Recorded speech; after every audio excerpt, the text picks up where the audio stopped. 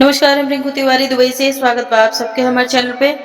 आज आप सबके बहुत ही सुंदर एगो झूमर गीत सुनाओ तनी। अच्छा लगे तो लाइक और कमेंट जरूर करे लोगिन। तनी जाना हो राजा पूर्व नगरी, तनी जाना हो राजा पूर्व नगरी, तनी जाना हो राजा।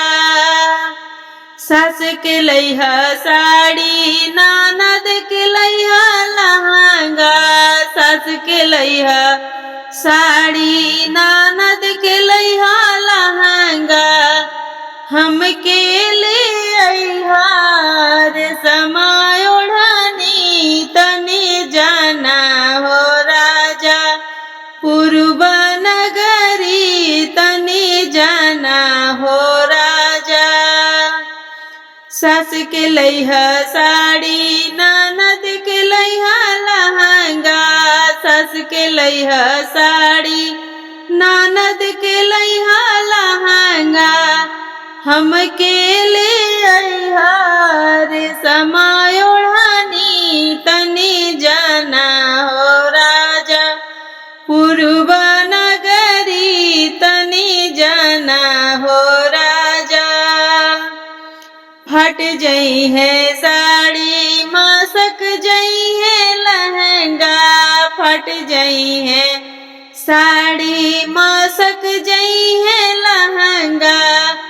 चमचम चमकी रेशमा ओढ़नी, तनी जाना हो राजा पूर्व नगरी, तनी जाना हो राजा।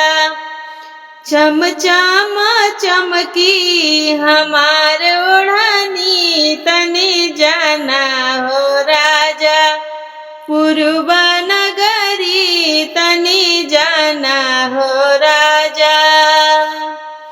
सास के लैहा लड्डू, ननद के लैहा पेड़ा, सास के लैहा लड्डू, ननद के लैहा पेड़ा।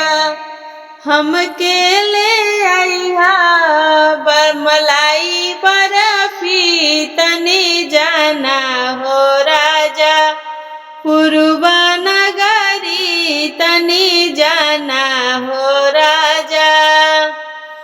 टूट जई है लड्डू, फूट जई है बर्फी, फूट जई है लड्डू, फूट जई है बर्फी।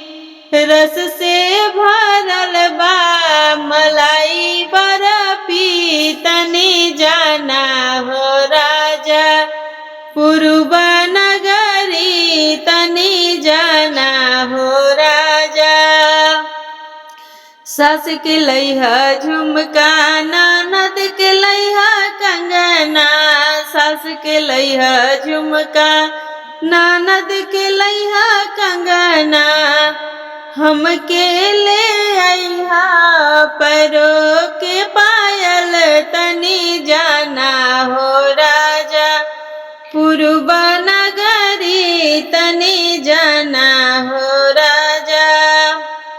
टूट जई है कंगना, टूट जई है झुमका, टूट जई है कंगना, टूट जई है झुमका। छम छम बाजी हमार पायल, तनी जाना हो राजा पूर्व नगरी, तनी जाना हो राजा। चमचम चमकी हमार ओढ़नी, तनी जाना हो राजा पूर्व नगरी, तनी जाना हो राजा। रस से भरल बा हमार बर्फी, तनी जाना हो राजा पूर्व नगरी, तनी जाना हो राजा पूर्व नगरी, तनी जाना हो राजा पूर्व नगरी, तनी जाना हो